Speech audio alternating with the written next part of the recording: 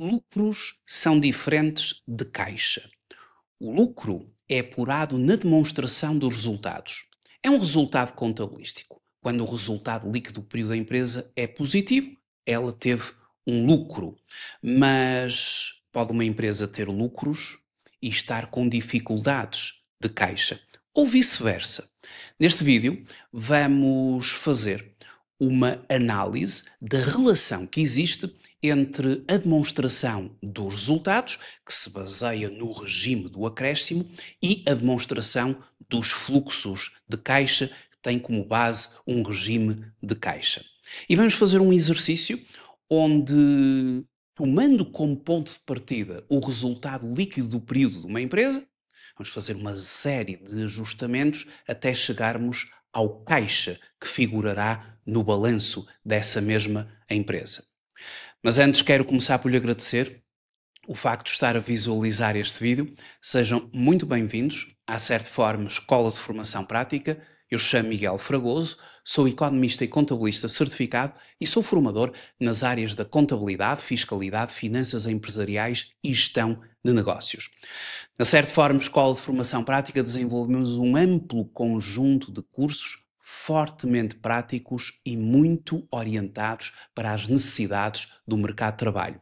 Em certform.pt pode consultar toda a nossa formação, ministrada na forma e-learning e também ministrada na forma live streaming.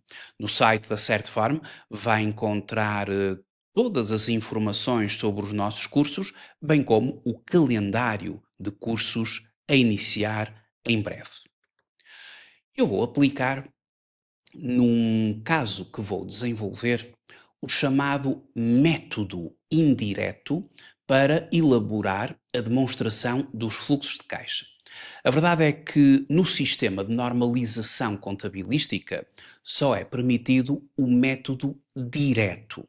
No entanto, é muito importante nós conhecermos como é que funciona o método indireto, porque nos permite fazer uma reconciliação partindo de um resultado líquido e apurando, por fim, um caixa que a empresa foi capaz de gerar durante um determinado período.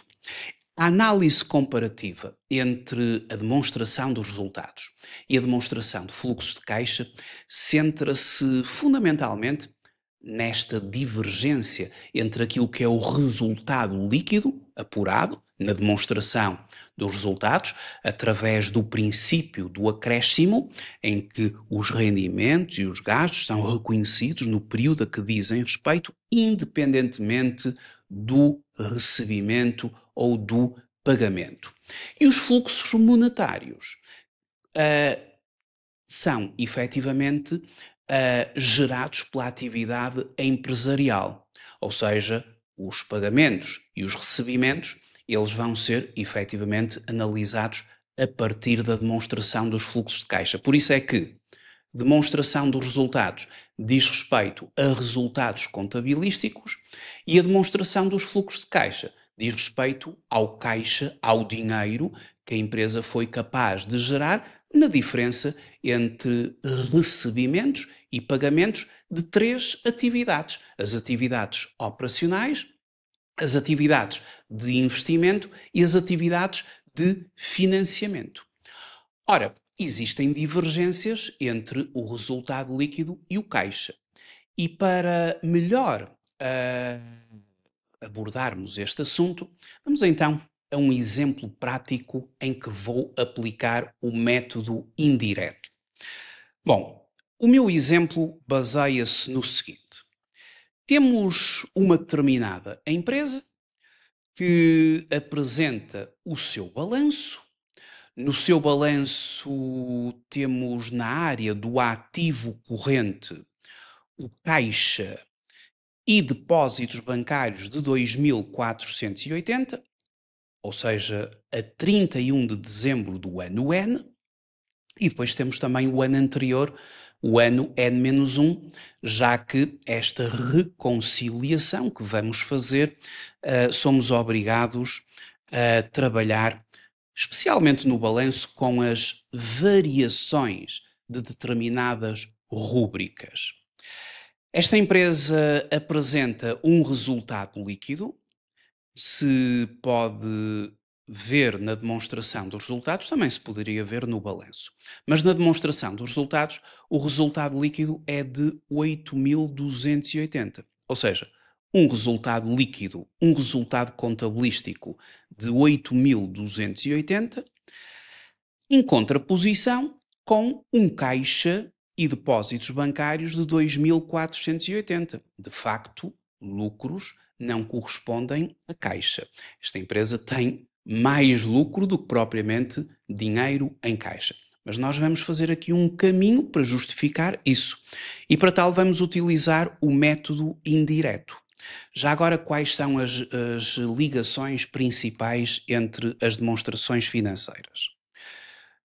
Na demonstração dos resultados, nós apuramos os vários resultados contabilísticos da empresa, desde o EBITDA, passando pelo EBIT, até ao resultado antes de impostos, que, por diferença do resultado do imposto, temos o resultado líquido do período.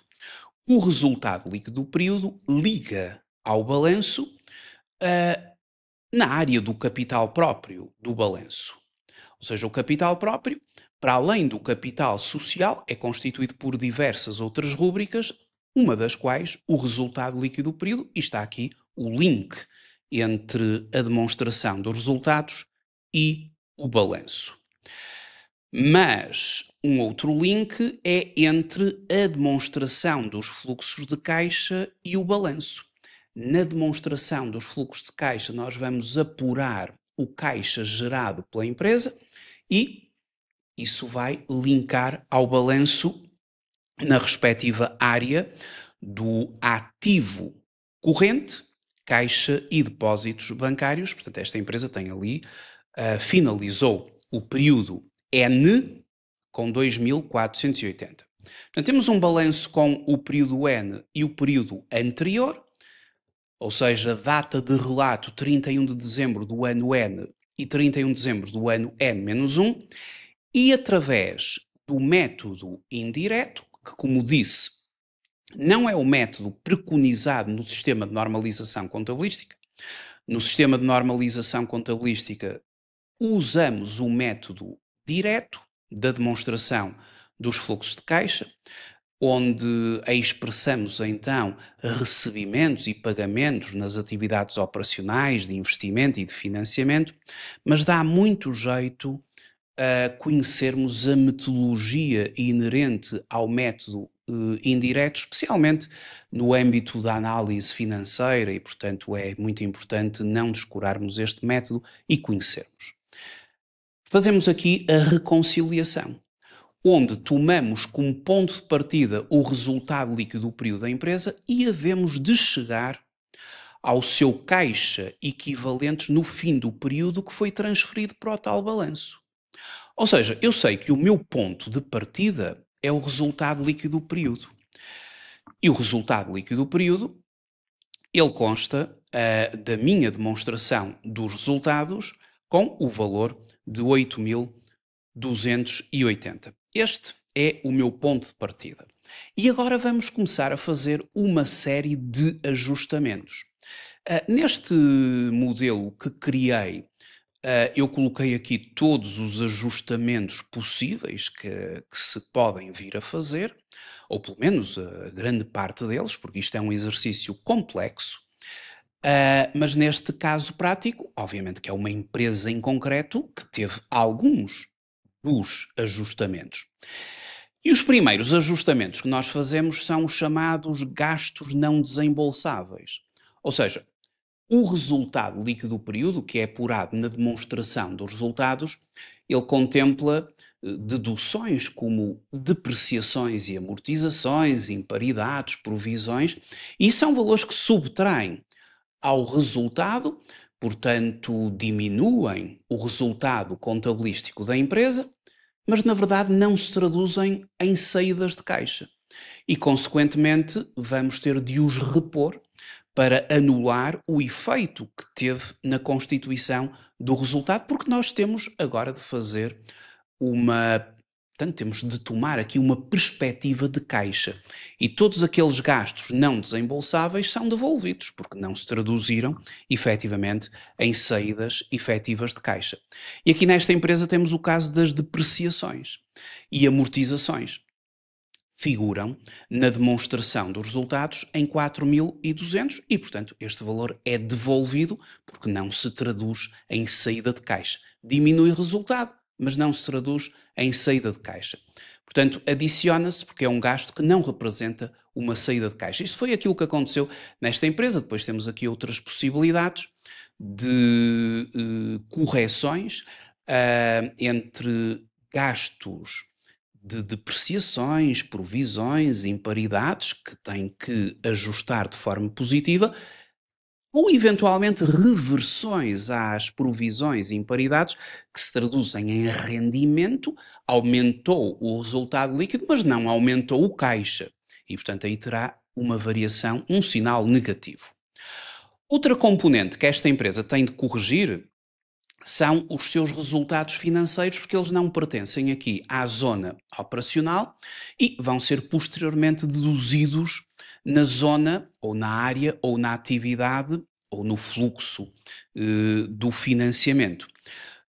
Na demonstração de resultados, o resultado financeiro desta empresa é apurado entre juros e gastos similares suportados, e os obtidos, portanto, os obtidos menos os suportados, daria o resultado financeiro desta empresa. Esta empresa, no período N, apenas suportou juros e, portanto, vamos devolver ali às operações, porque não pertence às operações, pertence mais abaixo ao financiamento.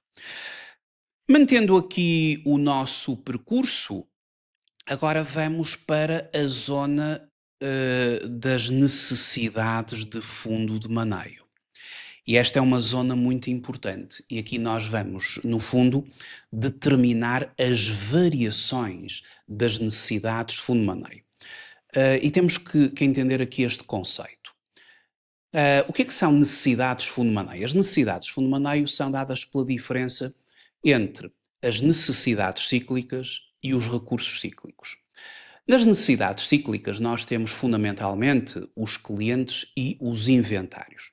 E são necessidades cíclicas porque, no fundo, clientes e inventários são valores ainda por receber.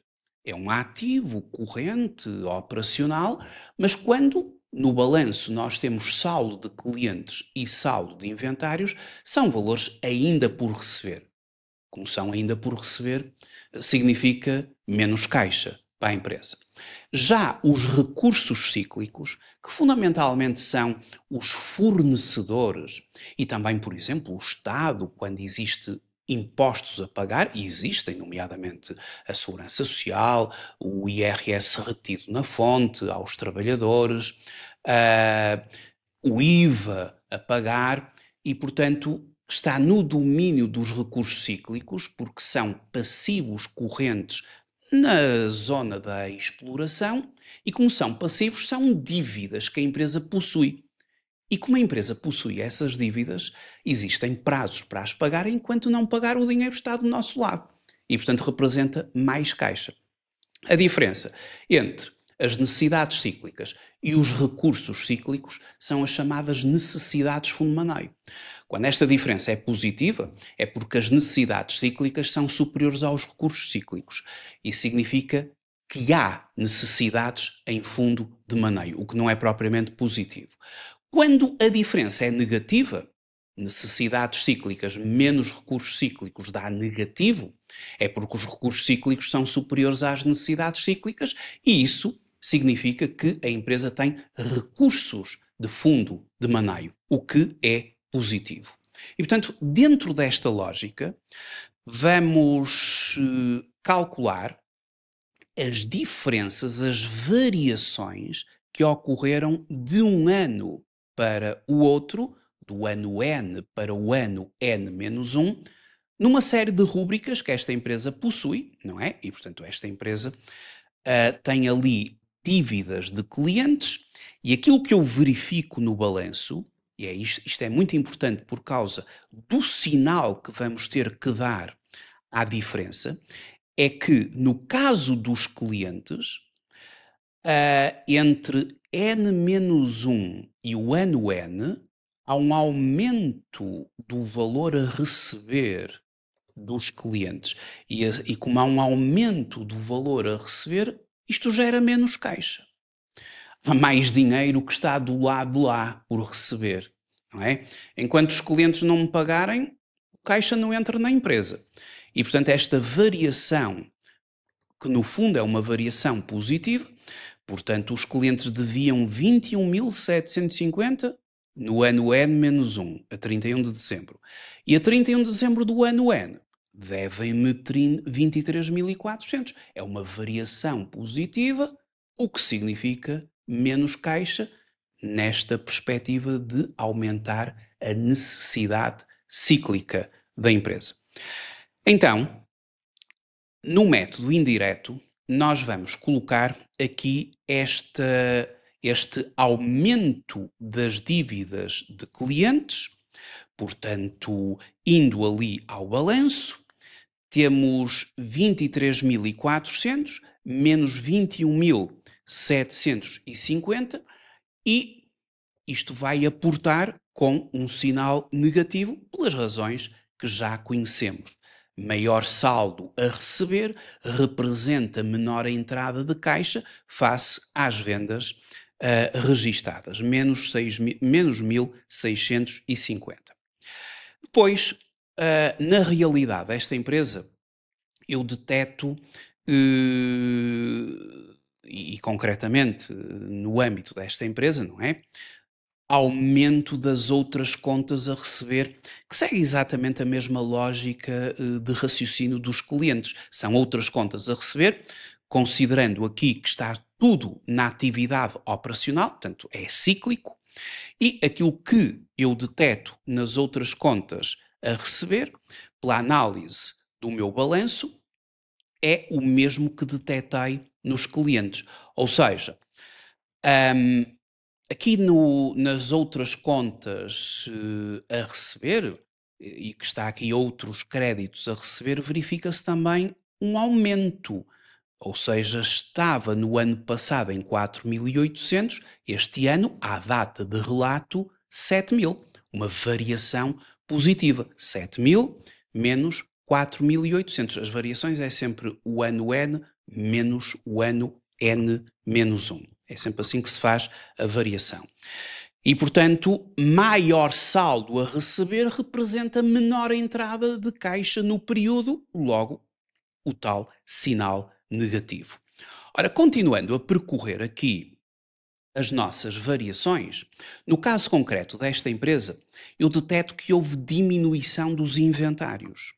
Ou seja, esta diminuição dos inventários, um menor estoque representa menor saída de caixa ou realização de estoque existente. E significa que se há uma variação negativa dos inventários, a empresa tem menos inventários, conseguiu realizar mais caixa e, portanto, vai ali com sinal positivo. Portanto, é muito importante esta lógica dos sinais. De facto, quando eu analiso ali os inventários, verifico que eles diminuíram. Eram de 27.750 no ano passado, à data de relato, e agora são de 27.000. Ora, 27.000 menos 27.750 dá uma variação, não é?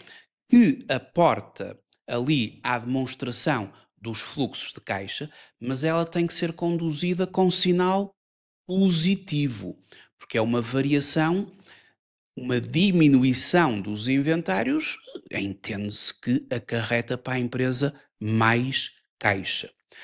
Logo a seguir, portanto, até aqui nós tratamos das chamadas necessidades cíclicas da empresa.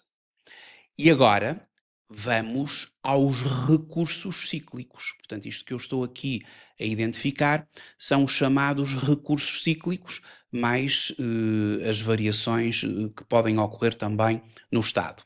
Eu vou começar com os fornecedores. O que é que aconteceu aqui aos fornecedores da empresa?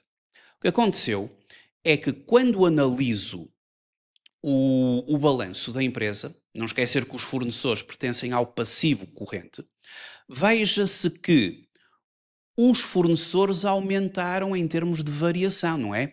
De 8.550 para 9.000. Ou seja, aumentou o saldo, a dívida para com fornecedores, ou seja, enquanto eu não pagar, o dinheiro está do meu lado. Portanto, isto significa mais caixa, não é? Porque há um prazo para se pagar a fornecedores. Então, a variação de 9.000 em relação a 8.550 aporta ali à demonstração dos fluxos de caixa com sinal positivo. Maior saldo a pagar representa menor saída de caixa face às compras registadas. Bom, na realidade, esta empresa, eu agora vou parar na diminuição de outras contas a pagar que também aconteceu. Mas aqui a lógica do raciocínio é diferente dos fornecedores, porque os fornecedores aumentaram a dívida. E isso significa mais caixa porque a empresa pagou menos. Mas há uma diminuição de outras contas a pagar, para além dos fornecedores, e estamos aqui no domínio das atividades operacionais, tudo isto é cíclico, e portanto, uma diminuição de outras contas a pagar é porque a empresa pagou mais. Se pagou mais, tem menos caixa, não é? Daí vai ali com um sinal negativo. Então, no balanço, nas outras contas a pagar, que constam ali do passivo corrente, eu dirijo-me agora a outras dívidas a pagar e faço a diferença entre o período N e o período N-1, 6.300 menos 7.200 e, efetivamente, tenho ali menos 900. Menor saldo a pagar representa maior pagamento e, portanto, saída de caixa, menos caixa. Logo, sinal negativo. Bom, continuo aqui o meu caminho, não é? E agora vou parar no Estado. Ora, esta empresa a nível de Estado e outros entes públicos, ela tem variações, mas todo o seu valor está concentrado no passivo, ou seja, a empresa no passivo corrente. A empresa só deve ao Estado, não tem nada a receber dele. E, portanto, temos ali Estado e outros entes públicos com saldo credor, que veio do balancete. No ano passado devíamos 2.250, agora devemos 2.550, devemos mais ao Estado do que devíamos no período anterior e, portanto, vamos registar esta variação. Como devemos mais ao Estado, portanto, 2.550 menos 2.250, temos mais caixa, não é? Enquanto o dinheiro está do meu lado, o caixa permanece comigo. E, portanto, o valor é de 300 e vai ali com sinal positivo. Estamos quase a terminar as atividades operacionais e dentro da realidade que é esta a empresa, e portanto já passamos aqui por tudo o que tem a ver com necessidades de fundo de maneio e variações das necessidades de fundo de maneio, entre necessidades cíclicas, clientes, inventários e recursos cíclicos, fornecedores, Estado a pagar, outras contas a pagar. Agora vamos à realidade dos acréscimos e diferimentos. E esta é uma realidade bastante complexa e, portanto, temos aqui todas as possibilidades e os sinais positivos e negativos que os acréscimos e os diferimentos acarretam aqui nas nossas variações, nos nossos ajustamentos. E no caso concreto desta empresa, eu detetei diferimentos no ativo e pela contabilidade financeira nós sabemos que diferimentos no ativo correspondem a gastos diferidos e o que acontece nesta empresa é que há uma variação positiva. Ou seja, aquilo que eu verifico e eu já disse que eles estavam presentes, no caso concreto desta empresa, no ativo, nós temos ali diferimentos, a conta 281 que advém do balancete, e há ali uma variação positiva, ou seja, temos um valor de 600 no período de 30, portanto, no ano N, data de relato 31 de dezembro do ano N, quando a data de relato de N-1 era de 450. Portanto, temos assim uma variação positiva. Só que uma variação positiva acarreta menos caixa para a empresa, porque o que é que são diferimentos, não é? E diferimentos no âmbito de gastos? É um pagamento antecipado que a empresa fez de gastos que dizem respeito ao período seguinte. Pode ser, por exemplo, seguros, que vão estar em vigor ainda no ano seguinte, foram pagos no período N, mas dizem respeito a uma parcela do período seguinte.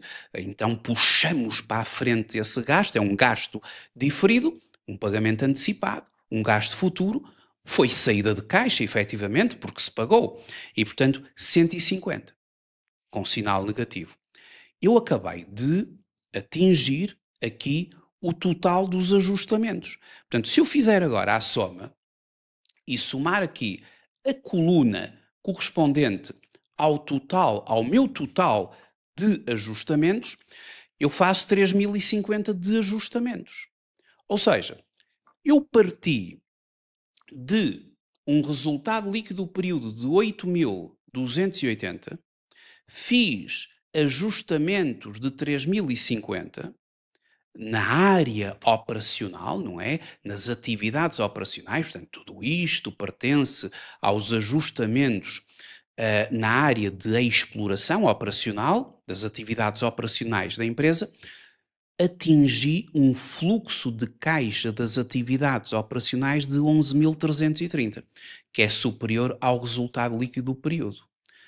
O problema é que me faltam as atividades de investimento e as atividades de financiamento que vão consumir caixa, logicamente. E, portanto, consumir, porque dentro daquilo que é a atividade de investimento e a atividade de financiamento é normal que os pagamentos sejam superiores aos recebimentos. Vamos começar pelo investimento. No caso concreto desta empresa, o investimento está fundamentalmente concentrado nos pagamentos em ativos fixos tangíveis e também detetei ali investimentos financeiros. Como é que eu chego ali ao pagamento respeitante a ativos fixos tangíveis? É muito simples pensar o seguinte: quando a empresa chega a 31 de dezembro do ano N, os ativos fixos tangíveis a 31 de dezembro do ano N são compostos pelos ativos fixos tangíveis que havia no ano passado, N-1, mais o investimento que a empresa fez, chamado CAPEX, menos as depreciações do período. Claro, considerando aqui o pressuposto que não houve alienações, reavaliações, etc. Portanto, dentro desse pressuposto, porque a fórmula ela pode ser mais complexa. No entanto, se resolver esta equação em ordem ao CAPEX, e assumindo que o CAPEX foi o investimento e os pagamentos em ativos fixos tangíveis que a empresa fez, partindo deste pressuposto, o CAPEX, e trocando ali os sinais, é o ativo fixo tangível no ano N menos do ano anterior, portanto a variação, mais as depreciações. Portanto, eu vou assumir aqui como pressuposto que o CAPEX correspondeu aos pagamentos que a empresa fez em ativos fixos tangíveis. É um pressuposto que vamos assumir.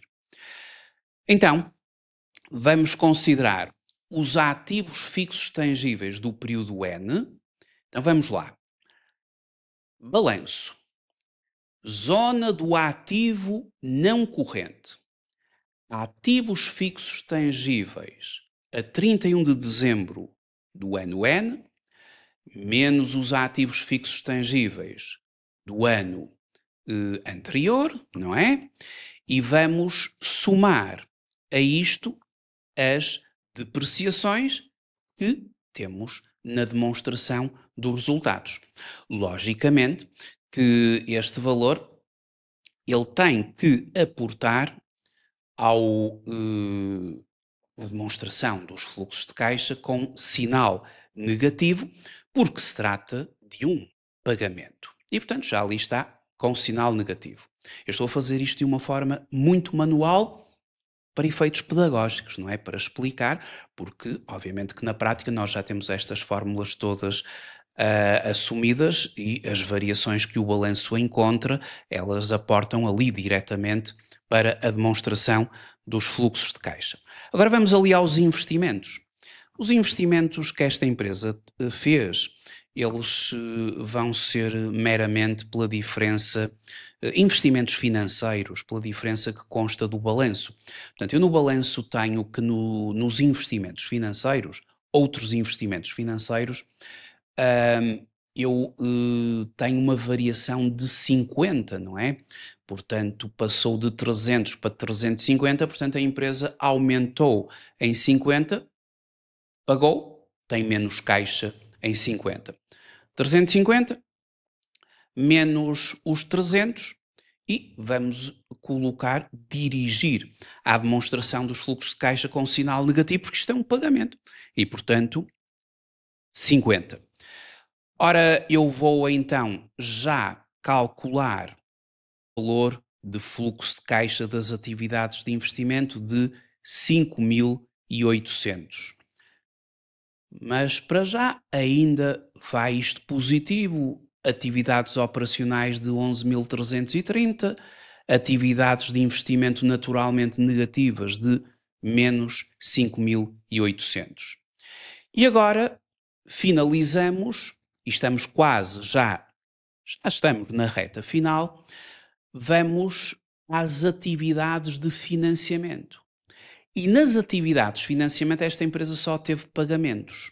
Portanto, vamos partir do pressuposto que a empresa não obteve nenhum financiamento no ano, só fez pagamentos de financiamentos obtidos, fez pagamentos de dividendos e fez pagamentos de juros. E foi esta a sua atividade respeitante a pagamentos das atividades de financiamento. Eu vou começar por calcular o que a empresa pagou nos financiamentos obtidos, isto rapidamente indo ali ao balanço e pressupondo que a empresa não fez nenhum empréstimo, apenas pagou. Portanto, dirijo-me ao passivo. Os financiamentos obtidos estão em passivo não corrente, portanto, aquela dívida de médio e longo. Pensamos o seguinte: no balanço, a médio e longo prazo temos 21 mil e correspondente a 31 de dezembro do ano N, mais no passivo corrente financiamentos obtidos 8.500, menos, temos que calcular a variação, e agora comparativamente com o ano anterior. Em financiamentos obtidos 21.750, médio e longo prazo, e 9.150 a curto prazo. Assim é que está correto. E temos então menos 1.400 de variação. É um pagamento, tem que se dirigir com um sinal negativo. E agora, relativamente aos dividendos, será que esta empresa pagou dividendos? Como é que nós vamos chegar ao valor dos dividendos? Ao analisar o balanço, eu verifico desde já o seguinte. Portanto, o capital próprio é de 13 mil. Isto está em milhões, mas é a unidade, mas de euros, não é? Mas para simplificar temos assim.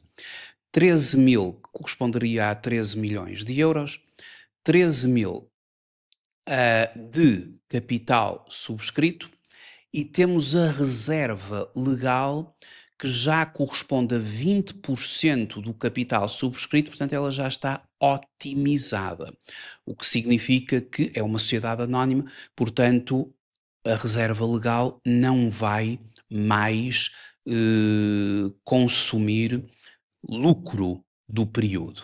E, portanto, já não se mexe mais nisto. Daí, a narrativa que eu vou considerar é o seguinte.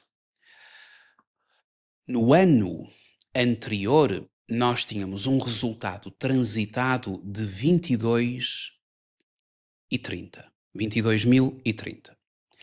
Este resultado transitado vai ser reforçado com o resultado líquido do período de N-1. Porque quando eu chegar ao ano N, no início do ano N, os 22.030 vão ser reforçados com o resultado líquido do período. O resultado transitado 22.030 vai ser reforçado com o resultado líquido do período anterior de 7.770. Mas a verdade é que quando eu chego ao fim do ano N, eu tenho um resultado transitado de 28.600. E esta diferença é quanto a empresa pagou de dividendos, que no caso em concreto é de 1.200, mas eu tenho que assumir ali o sinal negativo porque é um pagamento. Portanto, a empresa fez um pagamento de 1.200 de dividendos. Vou só explicar outra vez isto, porque o raciocínio pode ser um bocadinho complexo. Então, para chegar a estes menos 1.200 de dividendos, eu penso da seguinte maneira. Penso que a 31 de dezembro do ano passado, N-1, nós tínhamos resultados transitados de 22.030 e conseguimos conquistar um resultado líquido do período de 7.770. Quando iniciamos o novo ano, portanto em janeiro de N+1, os 22.030 de resultado transitado vão ser reforçados com o resultado líquido do período anterior. O resultado líquido do período anterior tem que transitar para resultados transitados. E os resultados transitados ficam em 22.030 mais 7.770 no início do ano anterior. Se eu comparar com o resultado transitado que finaliza o ano, ele não corresponde à soma destes dois valores. É menor. E essa diferença é quando saiu da empresa, não é? E, portanto, saiu da empresa através de dividendos. E, portanto, a fórmula assim já se percebe melhor.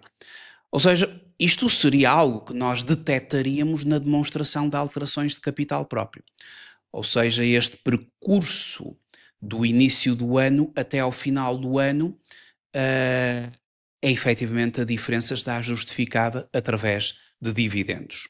Bom, e por fim, vou colocar ali os meus juros e gastos similares que paguei e que na demonstração dos resultados temos ali os 2.250. E assim atinjo, através desta soma algébrica, só temos valores de sinal negativo, só temos pagamentos. A empresa não teve qualquer recebimento, supondo que não teve financiamentos obtidos.